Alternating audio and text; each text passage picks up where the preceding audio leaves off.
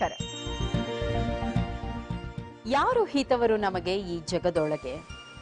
ಎಲ್ಲರೂ ಹಿತವಾಗಿ ಎಲ್ಲವೂ ಹಿತವಾಗಬೇಕಾದ್ರೆ ಆರೋಗ್ಯ ನಮ್ಮ ಪಾಲಿಗೆ ಹಿತಕರವಾಗಿರಬೇಕು.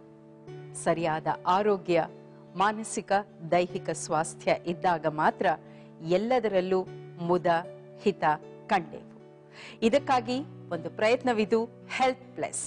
ಈಗ ಸುಸ್ವಾಗತ ಇವತ್ತಿನ ಸಂಚಿಕೆಗೆ. ಅಲರ್ಜಿ ಯಾರ್ಯಾರಿಗೆ ಯಾರ್ಯಾರನ್ನ ಕಂಡು ಅಲರ್ಜಿಯೋ ಗೊತ್ತಿಲ್ಲ. ಆದರೆ ಆರೋಗ್ಯದ ವಿಷಯಕ್ಕೆ ಬಂದಾಗ ಅನೇಕರಿಗೆ ಅನೇಕ ಕಾರಣಗಳಿಂದ ಅಲರ್ಜಿ. ಅದರಲ್ಲೂ ಆಸ್ತಮಾದಿಂದ ಬಳಲ್ತಿರುವವರಿಗೆ ಅಲರ್ಜಿ ಒಂದು ದೊಡ್ಡ ಮುಖ್ಯ ಕಾರಣವಾಗಬಹುದು. ಆಸ್ತಮಾ ಮತ್ತು ಅಲರ್ಜಿ ಜೊತೆಗೆ ಹೋಮಿಯೋಪತಿ ಚಿಕಿತ್ಸೆ ವಿವರಗಳು ಇವತ್ತಿನ ಹೆಲ್ತ್ ಪ್ಲಸ್ನ ಸಂಚಿಕೆಯಲ್ಲಿ. ಇದಕ್ಕಾಗಿ ನಮ್ಮ ಜೊತೆಯಲ್ಲಿ ಹೋಮಿಯೋ ಕೇರ್ ಇಂಟರ್ನ್ಯಾಷನಲ್ ಇಂದ ಡಾಕ್ಟರ್ ಆಶಾ ರಾಣಿ ಅವರು. ಬನ್ನಿ ಡಾಕ್ಟರ್. ನಮಸ್ಕಾರ. ಸುಸ್ವಾಗತ ಮತ್ತೊಮ್ಮೆ ನಿಮಗೆ. ಬನ್ನಿ ಡಾಕ್ಟರ್. ಇವತ್ತಿನ ಬದುಕಿನ ಶೈಲಿಯಲ್ಲಿ ಇಷ್ಟೊಂದು ಪರಿಸರ ಮಾಲಿನ್ಯದಲ್ಲಿ ನಮಗೆ ಅನೇಕ ಕಾರಣಗಳಿಂದ ಅಲರ್ಜಿ ಉಂಟಾಗ್ತಾ ಇದೆ. ವಿಶೇಷತಃ ಬಹುಶಃ ನಗರಗಳಲ್ಲಿರೋರು ಇದನ್ನ ಹೆಚ್ಚು ಅನುಭವಿಸ್ತಾ ಇದ್ದಾರೆ. ಇವತ್ತಿನ ಸಂಚಿಕೆ ಅಲರ್ಜಿ ಮತ್ತು ಆಸ್ತಮಾ ಪೀಡಿತರ ಕುರಿತಾಗಿ ಇದೆ. ಅದಕ್ಕೆ ಮುಂಚೆ ಒಂಚೂರು ಆಸ್ತಮಾ ಕುರಿತಾಗಿ ಒಂದು ವಿವರಣೆ ತಗೊಂಡು ಆನಂತರ ಬಹುಶಃ ನಾವು ಅಲರ್ಜಿಗೆ ಬಂದರೆ ಸೂಕ್ತವೇನು? ಓಕೆ. ಯೂಶಲಿ ಆಸ್ತಮಾ ಅಂದರೆ chronic inflammatory disease of the Airways ಅಂತ ಹೇಳ್ತೀವಿ. ಅಂದರೆ ನಮ್ಮ ಶ್ವಾಸಕೋಶಕ್ಕೆ ಗಾಳಿ ಹೋಗೋ ಜಾಗ ಏನಿರುತ್ತೆ, ಯಾವಾಗ ಇದರಲ್ಲಿ ಇನ್ಫೆಕ್ಷನ್ಸ್ ಆಗ್ತಾ ಬರುತ್ತೆ, ಅದು ಊತ ಆಗ್ತಾ ಬರುತ್ತೆ. ಯಾವಾಗ ಸ್ವೆಲ್ಲಿಂಗ್ ಅಥವಾ ಊತ ಆಗ್ತಾ ಬರುತ್ತೆ, ಗಾಳಿ ಹೋಗೋದಕ್ಕೆ ಜಾಗ ಕಡಿಮೆ ಆಗ್ತಾ ಬರುತ್ತೆ. ಸೊ ಅಂಥ ಟೈಮಲ್ಲಿ ಅವರಲ್ಲಿ ಉಸಿರಾಟದ ಸಮಸ್ಯೆ ಆಗೋದು, ಅಥವಾ ಎದೆ ನೋವು ಬರೋದು, ಚೆಸ್ಟ್ ಟೈಟ್ನೆಸ್ ಆಗೋದು, ಸೊ ಕೆಮ್ಮು ಬರ್ಬೋದು, ಕೆಲವರಿಗೆ ಕೆಮ್ಮು ಜೊತೆಗೆ ಕಫ ಬರೋದು, ಈ ಥರ ಒಂದು ಲಕ್ಷಣ ನಾವು ಆಸ್ತಮಾ ಜೊತೆಗೆ ನೋಡ್ತೀವಿ. ಬಟ್ ಯೂಶಲಿ ಈ ಆಸ್ತಮಾ ಬಂದಾಗ ಕೆಲವರಿಗೆ ಸಡನ್ನಾಗಿ ಬ್ರೀತಿಂಗ್ ಅಷ್ಟೇ ಪ್ರಾಬ್ಲಮ್ ಇರುತ್ತೆ, ಉಸಿರಾಟದ ಅಷ್ಟೇ ಸಮಸ್ಯೆ ಇರುತ್ತೆ. ಇನ್ನು ಕೆಲವರಿಗೆ ವಿಸಿಲಿಂಗ್ ಸೌಂಡ್ ಅಂತ ಹೇಳ್ತೀವಿ, ಅಂದರೆ ವೀಸಿಂಗ್ ಅಂತ ಕರಿತೀವಿ. ಸೊ ಇದನ್ನ ನಾವು ಶಿಳ್ಳೆ ಹೊಡೆಯೋ ಒಂದು ಸೌಂಡ್, ಆ ಥರ ಒಂದು ಶಬ್ದ ಇರುತ್ತೆ. ಸೊ ಹಾಗಾಗಿ ಇದನ್ನ ನಾವು ವೀಸಿಂಗ್ ಅಂತಲೂ ಕರಿಬೋದು. ಸೊ ಬಟ್ ಈ ಎಷ್ಟೋ ಜನದ್ರಲ್ಲಿ ಏನಿರುತ್ತೆ ಅಂದರೆ, ಈಗ ಕೆಮ್ಮು ಬಂದ್ರೂ ಆಸ್ತಮಾ ಅಂತ ಅನ್ಕೊಂತಾರೆ. ಸೊ ಈ ಕೆಮ್ಮು ಅನ್ನೋದು ನಾವು ಮೇನ್ ಆಗಿ ಅನ್ನೋದಕ್ಕಿಂತ ಬ್ರೀತಿಂಗ್ ಪ್ರಾಬ್ಲಮ್ ಅಥವಾ ಉಸಿರಾಟದ ಸಮಸ್ಯೆ ಇದ್ದಾಗ ನಾವು ಅದನ್ನ ಆಸ್ತಮಾ ಅಂತ ಕರಿತೀವಿ. ಕೆಮ್ಮು ವಿಪರೀತವಾಗಿ ಬರ್ತಾ ಇರುತ್ತೆ, ಕಫ ಬರ್ತಾ ಇರುತ್ತೆ, ಇದರಿಂದನೂ ಅವರಿಗೆ ಉಸಿರಾಟಕ್ಕೆ ಸಮಸ್ಯೆ ಆಗುತ್ತೆ. ಕಫ ತುಂಬಿಕೊಂಡಂಗೆಲ್ಲ ಅವರಲ್ಲಿ ಉಸಿರಾಟದ ಸಮಸ್ಯೆ ಬರ್ಬೋದು. ಬಟ್ ಇದನ್ನ ನಾವು ಬ್ರಾಂಕೈಟಿಸ್ ಅಂತ ಕರಿತೀವಿ. ತುಂಬ ಕೆಮ್ಮಿರುತ್ತೆ ಬಟ್ ಉಸಿರಾಟದ ಸಮಸ್ಯೆ ಅಷ್ಟು ಇರಲ್ಲ. ಸೊ ಇದನ್ನು ನಾವು ಬ್ರಾಂಕೈಟಿಸ್ ಅಂತ ಕರಿತೀವಿ. ಬಟ್ ಉಸಿರಾಟದ ಸಮಸ್ಯೆ ಜಾಸ್ತಿ ಇರೋದ್ರಿಂದ ಇವರಲ್ಲಿ ಆಸ್ತಮಾ ಇದೆ ಅಂತ ನಾವು ಹೇಳ್ಬೋದು. ಸೊ ಬಟ್ ಆಸ್ತಮಾ ಇರೋರಲ್ಲಿ ಮೇನ್ ಆಗಿ ಕಾರಣ ಯಾಕೆ ಬರಬಹುದು ಇವರಲ್ಲಿ ಆಸ್ತಮಾ? ಸೊ ಯೂಶಲಿ ಆಸ್ತಮಾ ಅನ್ನೋದು ಒಂದಿನದಲ್ಲಿ ಬರೋದಲ್ಲ. ಸೊ ಯಾಕೆಂದ್ರೆ ಇದು ದಿನ ಅಲರ್ಜಿ ಅವರಲ್ಲಿ ಜಾಸ್ತಿ ಆದಂಗೆಲ್ಲ, ಪದೇ ಇನ್ಫೆಕ್ಷನ್ಸ್ ಅವರ ಬಾಡಿಯಲ್ಲಿ ಜಾಸ್ತಿ ಆದಂಗೆಲ್ಲ, ಈಗ ಎಷ್ಟೋ ಜನರಲ್ಲಿ ಫ್ರೀಕ್ವೆಂಟ್ ಇನ್ಫೆಕ್ಷನ್ಸ್ ಆಗ್ತಾ ಇರುತ್ತೆ. ಅಂದ್ರೆ ಪದೇ ಮೂಗಲ್ಲಿ ನೀರ್ ತರ ಸೋರೋದು, ಸ್ನೀಸಿಂಗ್ ಬರೋದು, ಅಥವಾ ಸೀನ್ ಬರೋದು, ಮೂಗ್ ಬ್ಲಾಕ್ ಆಗೋದು, ಅಥವಾ ತುಂಬಾ ನವೆ ಆಗೋದು, ಕಡತ ಆಗೋದು ಮೂಗಲ್ಲಿ, ಕಣ್ಣಲ್ಲಿ, ಕಿವಿಯಲ್ಲಿ, ಗಂಟ್ಲದಲ್ಲಿ, ಈ ತರ ಅದು ಒಂದು ಅಲರ್ಜಿ ಸೂಚನೆ. ಯಾರ ಬ್ಲಡ್ ಅಲ್ಲಿ ಅಥವಾ ದೇಹದಲ್ಲಿ ಅಲರ್ಜಿ ಇರುತ್ತೋ ಇದ್ರದ್ದು ಸೂಚನೆ ಮೇನ್ ಆಗಿ ಇಚ್ಚಿಂಗ್ ಇರುತ್ತೆ. ಸೊ ಅಥವಾ ಕಡತ ಇರುತ್ತೆ. ಈ ಕಡತ ಇದ್ದಾಗ ಮೂಗಲ್ಲಿ ನೀರ್ ತರ ಸೋರೋದು, ಇನ್ಫೆಕ್ಷನ್ಸ್, ಇದನ್ನ ನಾವು ಅಲರ್ಜಿಕ್ ರೈನೈಟಿಸ್ ಅಂತ ಕರಿತೀವಿ. ಸೊ ಈ ಅಲರ್ಜಿಕ್ ರೈನೈಟಿಸ್ ಪದೇ ಆಗ್ತಾ ಇದೆ. ಕೆಲವು ಟೈಮ್ ಎಲ್ಲರಲ್ಲೂ ಆಗುತ್ತೆ, ಬಟ್ ಅದು ಪದೇ ಅವರಲ್ಲಿ ಕಾಣ್ತಾ ಇದೆ ಅಂದಾಗ ಅಂಥವರಲ್ಲಿ ರೋಗ ನಿರೋಧಕ ಶಕ್ತಿ ಕಡಿಮೆ ಇರುತ್ತೆ. ಯಾವಾಗ ರೋಗ ನಿರೋಧಕ ಶಕ್ತಿ ಕಡಿಮೆ ಇರುತ್ತೆ, ಅವ್ರ ದೇಹದಲ್ಲಿ ಇನ್ಫೆಕ್ಷನ್ಸ್ ತಡೆಯೋ ಸಾಧ್ಯತೆ ಇರಲ್ಲ. ಸೊ ಸ್ವಲ್ಪ ಅವರು ಡಸ್ಟಿಗೆ, ವಾತಾವರಣ ಎಕ್ಸ್ಪೋಸ್ ಆದಾಗ, ಅಥವಾ ಪೊಲ್ಯೂಷನ್ಸ್, ಅಥವಾ ಊದ್ಬತ್ತಿ ಸ್ಮೆಲ್ ಆಗಿರ್ಬೋದು, ಒಗ್ಗರಣೆ ಸ್ಮೆಲ್ ಆಗಿರ್ಬೋದು, ಅಥವಾ ಮನೆಯಲ್ಲಿ ಧೂಳು ಡಸ್ಟ್ ಇದ್ದಾಗ್ಲೂ ಅವ್ರಿಗೆ ತುಂಬಾ ಬೇಗ ಅವರು ಅದಕ್ಕೆ ಸೆನ್ಸಿಟಿವ್ ಇರೋದ್ರಿಂದ ತುಂಬಾ ಬೇಗ ಅವರು ಅಲರ್ಜಿಕ್ ಪ್ರಾಬ್ಲಮ್ಗೆ ಶುರು ಆಗುತ್ತೆ. ಸೊ ಈ ತರ ಪದೇ ಆಗ್ತಾ ಇದೆ ಅಂದಾಗ ನಾವು ಗಮನಕ್ಕೆ ಇಟ್ಕೋಬೇಕಾಗುತ್ತೆ.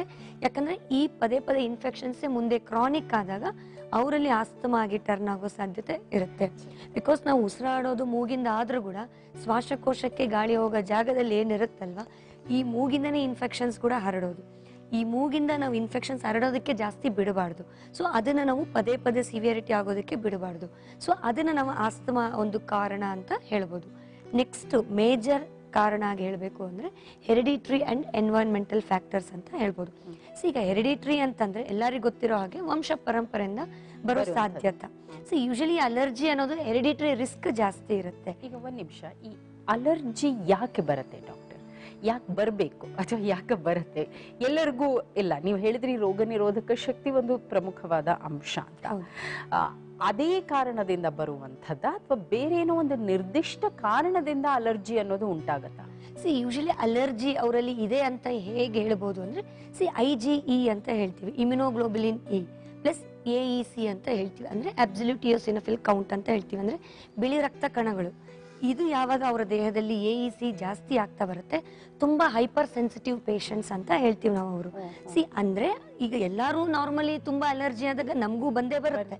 ಬಟ್ ಇಂಥ ಪೇಷಂಟ್ಸ್ ಅಲ್ಲಿ ಯಾರಲ್ಲಿ ಈ ಬಿಳಿ ರಕ್ತ ಕಣಗಳಲ್ಲಿ ಎಸ್ಪೆಷಲಿ ಅಬ್ಸಲ್ಯೂಟ್ ಇಯೋಸಿನೋಫಿಲ್ ಕೌಂಟ್ ಇದು 40 to 440 ಅಂತ ಈ ಒಂದು ರೇಂಜಲ್ಲಿ ಇರಬೇಕು. ಬಟ್ ಇದು ಕೆಲವರಿಗೆ 400 440 ಪ್ಲಸ್ ಆಗುತ್ತೆ, 800 1000 1400 600 ಈ ಥರ ಹೋದಾಗ ಅವರ ದೇಹ ತುಂಬ ಹೈಪರ್ ಸೆನ್ಸಿಟಿವ್ ಅಂತ ಕರಿತೀವಿ. ಸೊ ಅವರು ಒಂದು ಸಣ್ಣ ಡಸ್ಟು ವಾತಾವರಣ ವ್ಯತ್ಯಾಸ ಟ್ರಿಗರ್, ಈಗ ಕೋಲ್ಡ್ ವಾತಾವರಣ ವೆದರ್ ಚೇಂಜ್ ಆದರೂ ಕೂಡ ತುಂಬ ಬೇಗ ಅವರು ಎಕ್ಸ್ಪೋಸ್ ಆಗೋದ್ರಿಂದ, ತುಂಬ ಬೇಗ ಸೆನ್ಸಿಟಿವ್ ಇರೋದ್ರಿಂದ ಅವ್ರಿಗೆ ಬೇಗ ಇನ್ಫೆಕ್ಷನ್ಸ್ ಅಟ್ಯಾಕ್ ಆಗುತ್ತೆ. ಅದ್ರ ಜೊತೆಗೆ ಅವರ ಬಾಡಿಯಲ್ಲಿ ರೋಗ ನಿರೋಧಕ ಶಕ್ತಿನೂ ಕಡಿಮೆ ಆಗ್ತಾ ಇರುತ್ತೆ. ಸೊ ಇಂಥ ಥರ ತೊಂದರೆ ಇರೋರಿಗೆ ಖಂಡಿತ ಅವ್ರಿಗೆ ರಿಸ್ಕ್ ಜಾಸ್ತಿ ಇರುತ್ತೆ. ಪ್ಲಸ್ ಹೆರಿಡಿಟ್ರಿ ಅಂದಾಗ ಮೇನ್ ಆಗಿ ಈಗ ತಂದೆ ಅಥವಾ ತಾಯಿ ಯಾರಿಗಾದ್ರೂ ಸಿಂಗಲ್ ಪೇರೆಂಟ್ ಅಂತ ಹೇಳ್ತೀವಿ, ಇಬ್ಬರಲ್ಲಿ ಯಾರಿಗಾದ್ರೂ ಒಬ್ರಿಗಿದ್ದಾಗ 30 to 35% ರಿಸ್ಕ್ ಇರುತ್ತೆ ಮಕ್ಕಳಲ್ಲಿ ಬರೋ ಸಾಧ್ಯತೆ. ಮಕ್ಕಳಲ್ಲಿ ಬರೋ ಸಾಧ್ಯತೆ 30 to 35% ರಿಸ್ಕ್ ಇದೆ ಅಂದಮೇಲೆ ಅಂಥವರಲ್ಲಿ ರೋಗ ನಿರೋಧಕ ಶಕ್ತಿ ಕಡಿಮೆ ಆಗ್ತಿದೆ ಅಂದಾಗ ಇನ್ನೂ ಬೇಗ ಅವರಲ್ಲಿ ಎಕ್ಸ್ಪೋಸ್ ಸಣ್ಣ ಇದಕ್ಕೂ ತೊಂದರೆ ಬೇಗ ಆಗುತ್ತೆ. ಪ್ಲಸ್ ಇನ್ನೂ ಕೆಲವರಿಗೆ ಇಬ್ಬರಲ್ಲೂ ಇರುತ್ತೆ, ಈಗ ತಂದೆ ಅಥವಾ ತಾಯಿ ಅಥವಾ ಗ್ರ್ಯಾಂಡ್ ಪೇರೆಂಟ್ಸ್ ಇಬ್ಬರಲ್ಲೂ ಕಂಡು ಬಂದಾಗ ಅವ್ರಿಗೆ 70 to 75% ರಿಸ್ಕ್ ಇರುತ್ತೆ ಬರೋ ಸಾಧ್ಯತೆ. ನಾವು ಎಷ್ಟೇ ಲೈಫ್ ಸ್ಟೈಲ್ ಮಾಡಿದ್ರು, ಎಷ್ಟೇ ಕಂಟ್ರೋಲ್ ಇಟ್ಕೊಂಡ್ರು 70 to 75% ರಿಸ್ಕ್ ಅಂತೂ ಖಂಡಿತ ಇರುತ್ತೆ. ಅದರಲ್ಲೂ ನಮ್ಮ ಒಂದು ಲೈಫ್ ಸ್ಟೈಲ್ ಎಸ್ಪೆಷಲಿ ಬ್ಯಾಂಗ್ಳೂರ್ ನಮಗೂ ಗೊತ್ತಿದೆ, ಮೆಟ್ರೋಪಾಲಿಟನ್ ಸಿಟಿ ಆಗಿರೋದ್ರಿಂದ ತುಂಬಾ ಬೇಗ ನಾವು ಡಸ್ಟ್ ಪೊಲ್ಯೂಷನ್ಸ್ ತುಂಬಾ ಕಾಣ್ತೀವಿ. ಸೊ ಇದರಿಂದ ಏನಾಗ್ತಾ ಇದೆ, ಬ್ಯಾಂಗ್ಳೂರ್ ವೆದರ್ ಅಲ್ಲಿ ತುಂಬಾ ಪೇಷಂಟ್ಸ್ ನಾವು ನೋಡ್ತೀವಿ ಆಸ್ತಮಾದಿಂದ ಬಳಲೋರು ತುಂಬಾ ಜಾಸ್ತಿ ಇದ್ದಾರೆ. ಇನ್ಫ್ಯಾಕ್ಟ್ ಆಸ್ತಮಾದಿಂದ ಬಳಲ್ತಿರೋರ್ಗೆ ಬೆಂಗಳೂರು ಜಾಗ ಅಲ್ಲವೇ ಅಲ್ಲ ಅನ್ನುವ ಒಂದು ಮಾತಿದೆ. ಈ ಊರ್ ಬಿಟ್ಟು ಹೋಗಿ ನೀವು ಸರಿ ಹೋಗ್ತೀರಾ ಅಂತ ವೈದ್ಯರು ಹೇಳ್ತಾರೆ ಅಂತ ಅನೇಕರು ಇದ್ ಮಾಡ್ತಾರೆ. ಬಟ್ ಊರ್ ಬಿಟ್ಟು ಹೋಗೋದಕ್ಕಿಂತ ನಮ್ಮ ದೇಹನ ನಾವು ಇಮ್ಯೂನ್ ಸಿಸ್ಟಮ್ ನ ಬೆಳೆಸ್ಕೊಂಡ್ರೆ ಖಂಡಿತ ಅದು ಇನ್ನೂ ಒಳ್ಳೆ ಪರಿಹಾರ ಸಿಗತ್ತೆ ಅವರಲ್ಲಿ. ಸೊ ಯಾಕೆಂದ್ರೆ ಈಗ ಇತ್ತೀಚೆಗೆ ನಾವು ಎಲ್ಲಾರನ್ನೂ ನೋಡ್ತಾ ಇದೀವಿ, ಒಂದು ಬೆಳಿಬೇಕು ಅಂದ್ರೂ ಕೂಡ ಒಳ್ಳೆ ಸಿಟಿಯಲ್ಲಿ ಬಂದಾಗ ಬಟ್ ಅದ್ರ ತಕ್ಕಾಗೆ ಅದ್ರದ್ದು ಡ್ರಾಬ್ಯಾಕ್ಸ್ ಇರುತ್ತೆ. ಬಟ್ ಏನೇ ಇದ್ರೂ ಒಂದು ಲೈಫ್ ಸ್ಟೈಲ್ ಚೆನ್ನಾಗಿ ಇಟ್ಕೊಂಡ್ರೆ ಖಂಡಿತ ಅವರಲ್ಲಿ ನಾವು ಎಲ್ಲಾ ತರ ಒಂದು ಸಿಂಪ್ಟಮ್ಸ್ ಆಗಿರ್ಬೋದು, ಆಸ್ತಮದಿಂದ ಆಗ್ತಾ ಇರೋ ಅನಾಹುತಿಗಳಾಗಿರ್ಬೋದು, ಖಂಡಿತ ಅದನ್ನ ನಾವು ಸಾಲ್ವ್ ಮಾಡ್ಬೋದು. ಈಗ ಸಾಧಾರಣವಾಗಿ ನೀವು ಒಂದಷ್ಟು ಅಂಶಗಳನ್ನ ಗುರುತಿಸಿಕೊಟ್ರಿ. ಎಲ್ಲರಿಗೂ ಆಗುವ ಅಲರ್ಜಿ, ವಿಶೇಷತಃ ಆಸ್ತಮಾ ಇರುವಂಥವ್ರಿಗೆ ಬೇಗ ಯಾವ್ಯಾವ ಕಾರಣಗಳಿಂದ ಅಲರ್ಜಿ ಉಂಟಾಗಬಹುದು ಅಂತ. ಉದಾಹರಣೆಗೆ ಧೂಳಿರ್ಬೋದು ಅಥವಾ ಪರಿಸರ ಮಾಲಿನ್ಯ ಇರ್ಬೋದು. ಒಟ್ಟಾರೆ ತಗೊಂಡಾಗ ಇನ್ನು ಏನೇನು ಕಾರಣಗಳನ್ನ ಕೊಡ್ತೀರಾ? ಮೇನ್ ಆಗಿ ಇನ್ನೂ ಒಂದು ಹೇಳಬೇಕು ಅಂದ್ರೆ, ಯಾವಾಗ ನಾನು ಆಲ್ರೆಡಿ ಹೇಳಿದೆ ಇಮ್ಯೂನ್ ಸಿಸ್ಟಮ್ ಎಫೆಕ್ಟ್ ಅಂತ ಹೇಳಿದ್ವಿ. ಕೆಲವರಿಗೆ ಏನಾಗುತ್ತೆ, ಬೇರೆ ಬೇರೆ ಇನ್ಫೆಕ್ಷನ್ಸ್ ಇರುತ್ತೆ, ಆಟೋ ಇಮ್ಯೂನ್ ಡಿಸೀಸ್ ಅಂತ ಹೇಳ್ತೀವಿ. ಈಗ ಆಟೋ ಇಮ್ಯೂನ್ ಡಿಸೀಸ್ ಅಂದ್ರೆ ನಮ್ಮ ಬಾಡಿಯಲ್ಲಿ ಇರೋ ರೋಗ ನಿರೋಧಕ ಶಕ್ತಿ ತಾನಾಗೆ ಸಾಯ್ತಾ ಬರುತ್ತೆ. ಎಸ್ಪೆಷಲಿ ಡಯಾಬಿಟಿಸ್ ಇರ್ಬೋದು ಅಥವಾ ಥೈರಾಯ್ಡ್ ಇರ್ಬೋದು, ಇವೆರಡೂ ನಾವು ಆಟೋ ಇಮ್ಯೂನ್ ಡಿಸೀಸ್ ಅಂತೀವಿ. ಈವನ್ ರುಮಟೆಡ್ ಆರ್ಥ್ರೈಟಿಸ್ ಇದನ್ನು ಒಂದು ಆಟೋ ಇಮ್ಯೂನ್ ಡಿಸೀಸ್ ಅಂತ ಹೇಳ್ಬೋದು. ಬಟ್ ಯಾವಾಗ ನಮ್ಮ ದೇಹದಲ್ಲಿ ಆಟೋ ಇಮ್ಯೂನ್ ಡಿಸೀಸ್ ಇದೆ ಅಂದಾಗ ಅವರಲ್ಲಿ ರಿಸ್ಕ್ ಜಾಸ್ತಿ ಇರುತ್ತೆ ಈ ರೆಸ್ಪಿರೇಟರಿ ಇನ್ಫೆಕ್ಷನ್ಸ್ ಎಫೆಕ್ಟ್ ಆಗೋದಕ್ಕೆ. ಪ್ಲಸ್ ಸಣ್ಣ ಒಂದು ತೊಂದರೆಗೆ ಅಲರ್ಜಿ ಆಗ್ತಾ ಇದೆ ಅಥವಾ ಸೈನಸ್ ಪ್ರಾಬ್ಲಮ್ ಇದೆ, ಪದೇ ಪದೇ ಮೂಗ್ ಬ್ಲಾಕ್ ಆಗೋದು, ತಲೆಯಲ್ಲಿ ಕಫ ಕಟ್ಕೊಳೋದು, ಎಸ್ಪೆಷಲಿ ಇದು ರೀಜನ್ ಅಲ್ಲಿ ಫ್ರಂಟಲ್ ಅಂತ ಹೇಳ್ತೀವಿ, ಹುಬ್ಬಿನ ಮೇಲೆ ಅಥವಾ ಕಣ್ಣತ್ರ, ಸೊ ಅಥವಾ ಈ ಮ್ಯಾಕ್ಸಿಲರಿ ಸೈನಸ್ ಅಂತಾನು ಹೇಳ್ತೀವಿ. ಇದರಲ್ಲಿ ಜಾಸ್ತಿ ಕಫ ಕಟ್ಕೊಂತ ಹೋಗುತ್ತೆ. ಸೊ ಇದು ಹೀಗೆ ಜಾಸ್ತಿ ಆದಂಗೆಲ್ಲ ಮೂಗಿಂದ ಇನ್ಫೆಕ್ಷನ್ಸ್ ಗಂಟ್ಲಿಗೆ ಹೋದಂಗೆಲ್ಲ ನೆಕ್ಸ್ಟ್ ಬ್ರಾಂಕಸ್ಗೆ ಹೋಗ್ತಾ ಬರುತ್ತೆ. ನೆಕ್ಸ್ಟ್ ನಮ್ಮ ಶ್ವಾಸಕೋಶಕ್ಕೆ ಗಾಳಿ ಹೋಗೋ ಜಾಗದಲ್ಲಿ ಇನ್ಫೆಕ್ಷನ್ಸ್ ಆಗ್ತಾ ಬರುತ್ತೆ. ಆಸ್ ಎ ಲಾಸ್ಟ್ ಸ್ಟೇಜ್ ನಾವು ನೋಡೋದು ಆಸ್ತಮಾ ಸ್ಟೇಜ್. ಬಟ್ ಈ ಆಸ್ತಮಾ ಸ್ಟೇಜ್ ಅನ್ನೋದು ನಾವು ಪದೇ ಪದೇ ಅಟ್ಯಾಕ್ ಆಗಿ ಬರ್ತಾ ಇರುತ್ತೆ. ಕೆಲವರಿಗೆ ಓನ್ಲಿ ವಿಂಟರ್ ಸೀಸನ್ ಅಲ್ಲಿ ಇರುತ್ತೆ, ಕೆಲವರಿಗೆ ಓನ್ಲಿ ನೈಟ್ ಟೈಮ್ಸ್ ಅಲ್ಲಿ ಇರುತ್ತೆ ಮೇಡಮ್, ಹಗಲಲ್ಲಿ ಏನೂ ಇರಲ್ಲ ಬಟ್ ಓನ್ಲಿ ನೈಟ್ ಟೈಮ್ಸ್ ಇರುತ್ತೆ. ಇನ್ನು ಕೆಲವರಿಗೆ ಓನ್ಲಿ ರೇನಿ ಸೀಸನ್ ಅಥವಾ ಮಳೆಗಾಲದಲ್ಲಿ ಅಥವಾ ಚಳಿಗಾಲದಲ್ಲಿ ಅಷ್ಟೇ ನೋಡ್ತೀವಿ ಮೇಡಮ್. ಬಟ್ ಸ್ಟಿಲ್ ಇದು ಯಾವ ಕಾಲದಲ್ಲಿ, ಮೇನ್ ಆಗಿ ಅರ್ಲಿಯಲ್ಲಿ ಇದ್ದಾಗ ಒಂದೊಂದು ಸೀಸನ್ ಅಲ್ಲಿ ಅಷ್ಟೇ ಕಾಣಿಸ್ಕೊಳುತ್ತೆ. ಯೂಶಲಿ ಆಸ್ತಮಾ ಅನ್ನೋದು ದಿನ ಅಟ್ಯಾಕ್ ಕೆಲವರಿಗೆ ಕಂಡು ಬರಲ್ಲ. ಬಟ್ ಯೂಶಲಿ ಇದು ಕಂಡು ಬರುತ್ತೆ ಅಂತ ಇದೆ, ದಿನಾನು ಕಂಡು ಬರ್ತಾ ಇದೆ ಅಂದಾಗ ಇಟ್ಸ್ ಆಲ್ಮೋಸ್ಟ್ ಸಿವಿಯರ್ ಸ್ಟೇಜ್ ಆಗ್ತಾ ಇದೆ ಅಂತ ಅರ್ಥ. ದಿನ ಅಟ್ಯಾಕ್ಸ್ ಇರುತ್ತೆ, ದಿನ ಇನ್ಹೇಲರ್ ತಗೋಬೇಕು, ಅಥವಾ ಎಷ್ಟೋ ಜನ ನಾವು ನೋಡ್ತೀವಿ ಬಾಯಲ್ಲಿ ಹೊಡ್ಕೊಳೋದಕ್ಕೆ ಇನ್ಹೇಲರ್ ತಗೊಂತಾರೆ, ಡೈಲಿ ಅವರ ಒಂದು ಬ್ಯಾಗ್ ಅಲ್ಲಿ ಇಟ್ಕೊಂಡಿರ್ತಾರೆ, ಸದಾ ಜೊತೆಗೆ ಹೌದು. ಈ ತರ ಇನ್ಹೇಲರ್ ತಗೊಳೋದ್ರಿಂದ ತುಂಬಾ ಏನಾಗುತ್ತೆ ಅಂದ್ರೆ ಇಟ್ಸ್ ಸ್ಟಿರಾಯ್ಡ್ಸ್ ಅಂತ ಹೇಳ್ತೀವಿ. ಸ್ಟಿರಾಯ್ಡ್ಸ್ ಬಿಟ್ರೆ ಯೂಶಲಿ ಅಷ್ಟು ಸಡನ್ ಎಫೆಕ್ಟ್ಸ್ ಯಾವ ಮೆಡಿಸಿನ್ಸ್ ಇಂದ ಆಗಲ್ಲ. ಯಾವಾಗ ಈ ಸ್ಟಿರಾಯ್ಡ್ಸ್ ಮಾತ್ರ ತಗೊಂತೀವಿ ನಾವು, ತಕ್ಷಣಕ್ಕೆ ನಮ್ಮ ಅಲ್ಲಿ ಏನು ಶ್ವಾಸಕೋಶದಲ್ಲಿ ಊತ ಆಗ್ತಾ ಇರುತ್ತೆ ಅದು ಡೈಲೇಟ್ ಆಗುತ್ತೆ. ಬ್ರಾಂಕೋ ಕನ್ಸ್ಟ್ರಿಕ್ಷನ್ ಆಗ್ತಾ ಇರೋದು ಈ ಸ್ಟಿರಾಯ್ಡ್ಸ್ ಏನ್ ಮಾಡುತ್ತೆ ಅಂದ್ರೆ ಬ್ರಾಂಕೋ ಡೈಲೇಟ್ ಮಾಡುತ್ತೆ. ಯಾವಾಗ ಡೈಲೇಟ್ ಆಗುತ್ತೆ ನಮ್ಮ ಶ್ವಾಸಕೋಶಕ್ಕೆ ಗಾಳಿ ಫ್ರೀ ಆಗಿ ಹೋಗುತ್ತೆ. ಸೊ ಆಗ ನಮಗೆ ಒಂದ್ ಸ್ವಲ್ಪ ಸಮಾಧಾನ ಆಗುತ್ತೆ. ಬಟ್ ಮತ್ತೆ ಇನ್ಫೆಕ್ಷನ್ಸ್ ಆಗ್ತಾನೆ ಇರುತ್ತೆ, ಬಿಕಾಸ್ ಅವ್ರ ದೇಹನೇ ಸೆನ್ಸಿಟಿವ್ ಇದೆ, ತುಂಬಾ ಹೈಪರ್ ಸೆನ್ಸಿಟಿವ್ ಇದೆ, ರೋಗ ನಿರೋಧಕ ಶಕ್ತಿ ಕಡಿಮೆ ಇದೆ, ಬ್ಲಡ್ ಅಲ್ಲಿ ಅಲರ್ಜಿ ಜಾಸ್ತಿ ಇದೆ, ಪ್ಲಸ್ ಹೆರಿಡಿಟ್ರಿನೂ ಇದೆ, ಪ್ಲಸ್ ಪೊಲ್ಯೂಷನ್ ಇದೆ. ಈ ಎಲ್ಲಾ ಫ್ಯಾಕ್ಟರ್ಸ್ ಇಟ್ಕೊಂಡಾಗ ನಾವ್ ಏನೇ ಹೊರಗಡೆಯಿಂದ ತಗೊಂಡ್ರು ತಾತ್ಕಾಲಿಕವಾಗಿ ಎಮರ್ಜೆನ್ಸಿಗೆ ನಮಗೆ ರಿಸಲ್ಟ್ ಕೊಡುತ್ತೆ ಹೊರತು ಮತ್ತೆ ಆ ಇನ್ಫೆಕ್ಷನ್ಸ್ ಅಟ್ಯಾಕ್ ಆಗಿದ ತಕ್ಷಣ ಅವ್ರಿಗೆ ಮತ್ತೆ ಟ್ರಿಗರ್ ಆಗುತ್ತೆ. ಸೊ ಆಸ್ತಮಾ ಅಟ್ಯಾಕ್ ಮತ್ತೆ ಬರೋದ್ರಿಂದ ಬೆಟರ್ ನಾವು ಫ್ರೀಕ್ವೆಂಟ್ ಅಟ್ಯಾಕ್ಸ್ ಆಗೋದನ್ನ ಕಡಿಮೆ ಮಾಡ್ತಾ ಬರಬೇಕು. ದಿನ ಅಟ್ಯಾಕ್ಸ್ ಆಗ್ತಾ ಇದೆ ಅಂದಾಗ ಫಸ್ಟ್ ಅದನ್ನ ನಾವು ಕಡಿಮೆ ಮಾಡ್ತಾ ಬರಬೇಕು.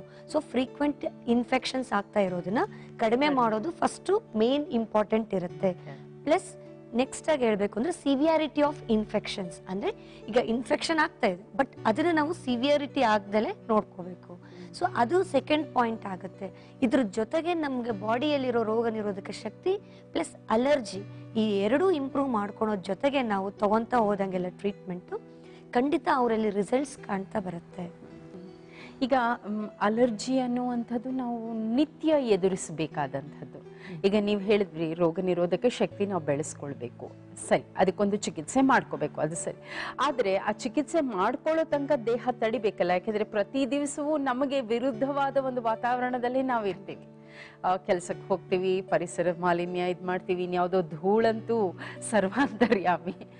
ಅದನ್ನ ಎದುರಿಸೋಕೆ ನೀವೇನಾದ್ರೂ ಪರಿಹಾರ ಸೂಚಿಸ್ತೀರಾ? Usually prevention is better than cure ಅಂತ ಹೇಳ್ತೀವಲ್ವಾ. ಯಾಕೆ ಪ್ರಿವೆನ್ಷನ್ ಮಾಡ್ಕೊಳೋದು ಒಳ್ಳೇದು ಅಂದ್ರೆ ಈಗ ನಾವು ಪೊಲ್ಯೂಷನ್ಗೆ ಬೇರೆ ಆಪ್ಷನ್ಸೇ ಇಲ್ಲ ಅಂದಾಗ ಬೆಟರ್ ಕವರ್ ಮಾಡ್ಕೊಂಡು ಹೋಗ್ಬೇಕಾಗತ್ತೆ, ಮಾಸ್ಕ್ ಯೂಸ್ ಮಾಡ್ಬೇಕಾಗತ್ತೆ. ಕೆಲವರು ತುಂಬಾ ಎಕ್ಸ್ಪೋಸ್ ಮಾಡ್ತಾನೆ ಇರ್ತಾರೆ, ಅಂಥವ್ರಲ್ಲಿ ನಾವು ಹೋಗ್ಬೇಡಿ ಟ್ರಾವೆಲ್ ಮಾಡಬೇಡಿ ಅಂತ ಹೇಳೋದು ಕಷ್ಟ ಆಗತ್ತೆ. ಬಟ್ ಸ್ಟಿಲ್ ಇದು ಒಂದು ಪ್ರಿವೆಂಟ್ ಮಾಡ್ಕೊಳೋದ್ ಜೊತೆಗೆ ಅವರು ಈಗ ಎಮರ್ಜೆನ್ಸಿ ಇದ್ದಾಗ ಖಂಡಿತ ನಾವು ಬ್ರಾಂಕೋಡೈಲೈಟಿಸ್ ಅಡ್ವೈಸ್ ಮಾಡಲೇಬೇಕು. ಬಿಕಾಸ್ ಆ ತಕ್ಷಣಕ್ಕೆ ನಮ್ಮ ಒಂದು ದೇಹ ರೆಸಿಸ್ಟ್ ಆಗುತ್ತೆ, ಅದು ತುಂಬಾ ಒಳ್ಳೇದು. ಬಟ್ ಇದೇ ತರ ಪದೇ ಪದೇ ಆಗ್ತಾ ಇದೆ ಅಂದಾಗ ನಾವು ಗಮನಕ್ಕೆ ಏನ್ ಇಟ್ಕೋಬೇಕು ಅಂದ್ರೆ ಫಸ್ಟ್ ಯಾವ್ದ್ರಿಂದ ಆಗ್ತಾ ಇದೆ ಅನ್ನೋದು ತಿಳ್ಕೊಂಡು ನಾವು ತಗೊಳೋದ್ರಿಂದ ಆ ಪದೇ ಪದೇ ಆಗೋದು ಅವರಲ್ಲಿ ಅವಾಯ್ಡ್ ಆಗೋ ಜೊತೆಗೆ ನಿಮಗೆ ಟ್ರೀಟ್ಮೆಂಟ್ ಸಿಗುತ್ತೆ. ಆಸ್ತಮಾ ಮತ್ತು ಅಲರ್ಜಿ, ಇದಕ್ಕೆ ಹೋಮಿಯೋಪತಿ ಚಿಕಿತ್ಸೆಯ ಉತ್ತರವೇನು ತಿಳಿದುಕೊಳ್ಳುವ ಪ್ರಯತ್ನ ಇವತ್ತಿನ ಹೆಲ್ತ್ ಪ್ಲಸ್ನ ಸಂಚಿಕೆಯ ಮುಖ್ಯನ. ಇದಕ್ಕಾಗಿ ನಮ್ಮೊಟ್ಟಿಗೆ ಹೋಮಿಯೋ ಕೇರ್ ಇಂಟರ್ನ್ಯಾಷನಲ್ ನಿಂದ ಡಾಕ್ಟರ್ ಆಶಾ ರಾಣಿ ಅವರು. ಬ್ರೇಕ್ ಇದೀಗ.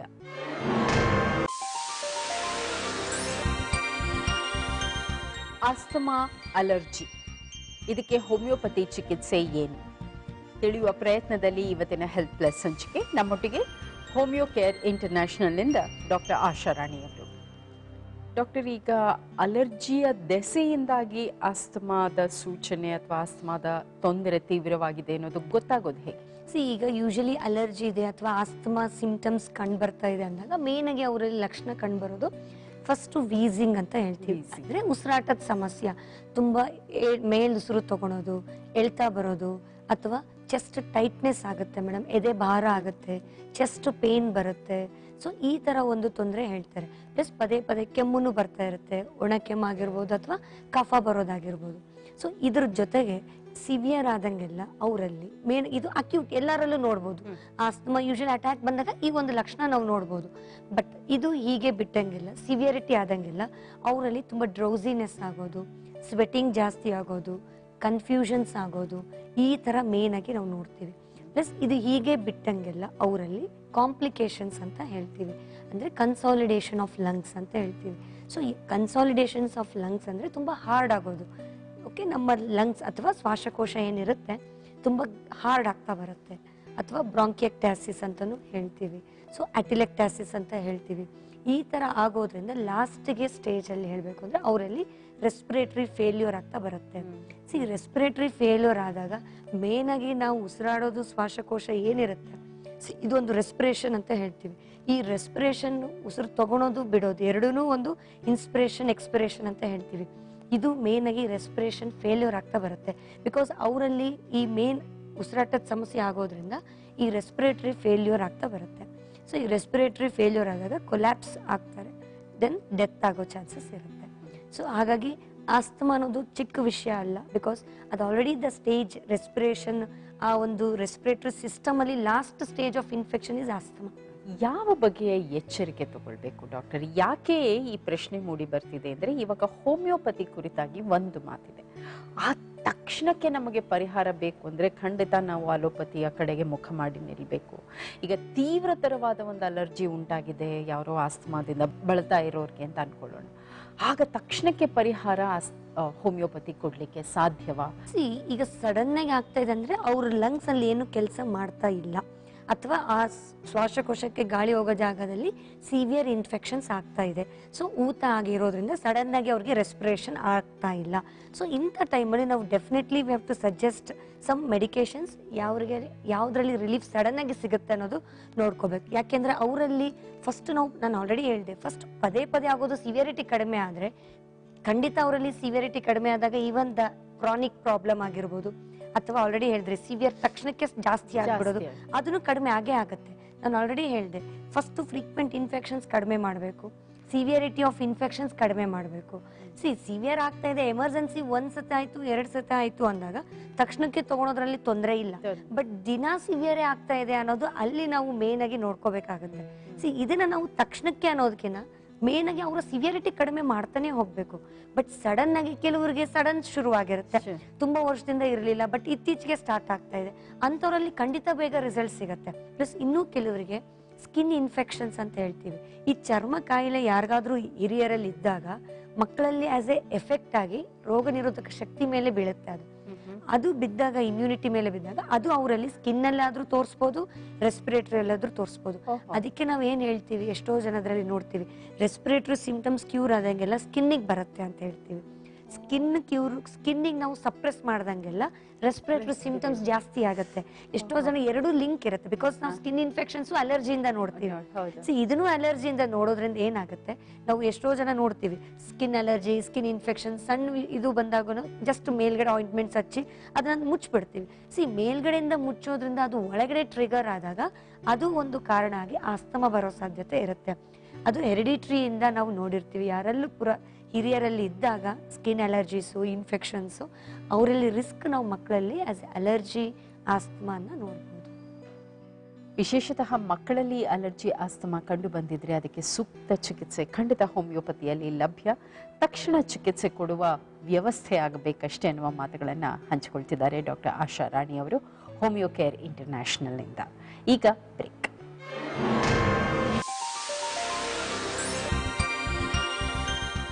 ಆಸ್ಮಾಟಿಕ್ ಅಲರ್ಜಿ ಈ ಕುರಿತಾಗಿ ಹೋಮಿಯೋಪತಿ ಚಿಕಿತ್ಸೆ ಏನಿದೆ ತಿಳಿದುಕೊಳ್ಳುವ ಪ್ರಯತ್ನದಲ್ಲಿ ನಮ್ಮೊಟ್ಟಿಗೆ ಹೋಮಿಯೋ ಕೇರ್ ಇಂಟರ್ನ್ಯಾಷನಲ್ನ ವತಿಯಿಂದ ಡಾಕ್ಟರ್ ಆಶಾ ರಾಣಿ ಅವರು.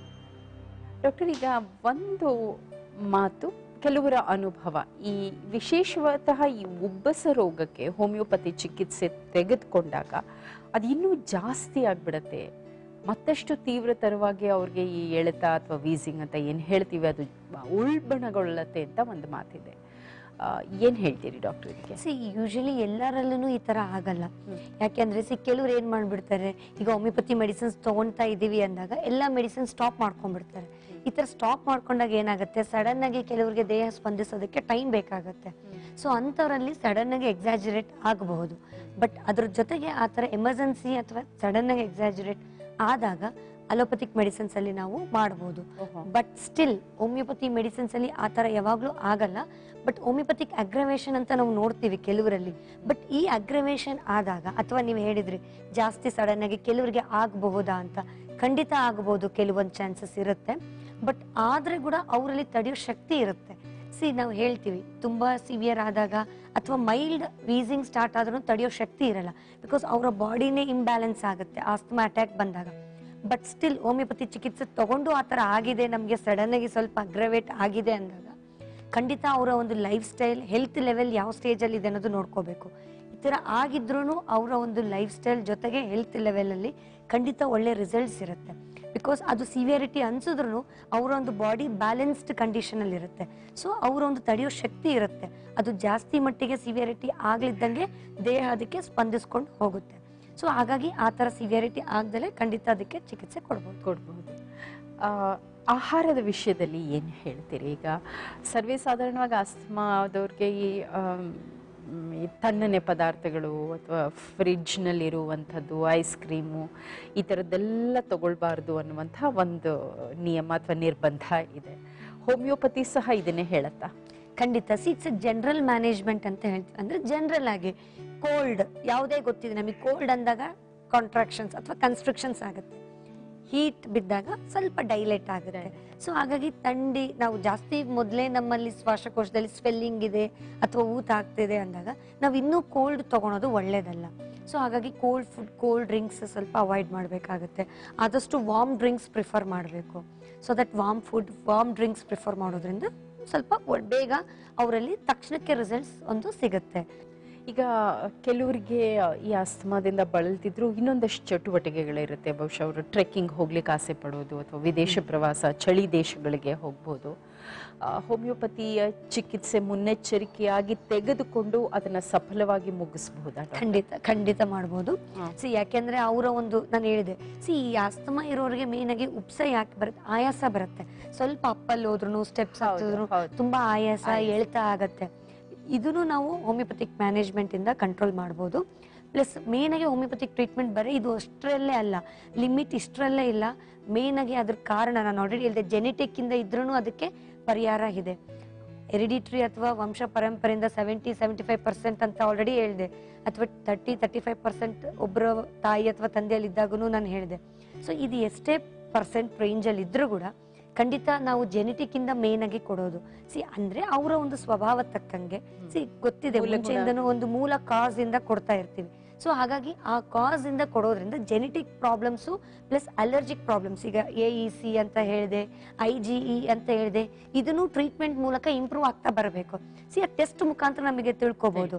ಸೊ ಈಗ ಹೋಮಿಯೋಪತಿಕ್ ಚಿಕಿತ್ಸೆ ತಗೊಂಡಿದೀವಿ, ಟೆಸ್ಟ್ ಮಾಡಿಸಿದಾಗೂ ಇದರಲ್ಲೂ ನಾರ್ಮಲ್ ಇದೆ ಅಂತ ಬರಬೇಕು. ಈ IgE ಡಯಾಗ್ನೋಸ್ಟಿಕ್ ಪರ್ಪಸ್ ಇದೆಲ್ಲ, ಚೆಸ್ಟ್ ಎಕ್ಸ್ರೇ ಅಂತ ಹೇಳ್ತೀವಿ, ಅಥವಾ ಈ ಬ್ಲಡ್ ಟೆಸ್ಟ್ ರಕ್ತ ಪರೀಕ್ಷೆ ಮಾಡಿದಾಗ ಮೇನ್ ಆಗಿ ಇವೆರಡು ನೋಡ್ತೀವಿ ನಾವು, IgE, AEC ಅಥವಾ ESR, ಇನ್ಫೆಕ್ಷನ್ ರೇಟ್ಸ್ ಎಷ್ಟಿದೆ ಅನ್ನೋದು ನೋಡ್ತೀವಿ. ಸೊ ಇದನ್ನು ಕಂಟ್ರೋಲ್ ಆಗಿ ಬಂದಿರುತ್ತೆ ಟ್ರೀಟ್ಮೆಂಟ್ ಜೊತೆಗೆ. ಯಾಕೆಂದ್ರೆ ನಾವು ಕೊಡ್ತಿರೋದು ದೇಹ ಮೂಲ ಕಾರಣ ಆಗಿರೋದ್ರಿಂದ ಅಲ್ಲಿಂದನೇ ಅವರಲ್ಲಿ ಒಂದು ಚಿಕಿತ್ಸೆ ಸಿಗ್ತಾ ಇರೋದ್ರಿಂದ ಈ ಎಲ್ಲಾ ತೊಂದರೆನೂ ಅವರಲ್ಲಿ ಪ್ಲಸ್ ರಿಪೋರ್ಟ್ಸ್ ಇಂದನೂ ನಾರ್ಮಲ್ ಆಗಿ ಬರ್ತಾ ಇರುತ್ತೆ. ಆಸ್ತಮಾ, ಅಲರ್ಜಿ, ಇದಕ್ಕೆ ಸೂಕ್ತ ಚಿಕಿತ್ಸೆ ಖಂಡಿತ ಹೋಮಿಯೋಪತಿಯಲ್ಲಿ ಲಭ್ಯ. ಈ ಕುರಿತು ಅನೇಕ ಮಾಹಿತಿಯನ್ನು ನಮಗಾಗಿ ನೀಡಿದ್ದಾರೆ ಹೋಮಿಯೋ ಕೇರ್ ಇಂಟರ್ನ್ಯಾಷನಲ್ ವತಿಯಿಂದ ಡಾಕ್ಟರ್ ಆಶಾ ರಾಣಿ ಅವರು. Thank you doctor.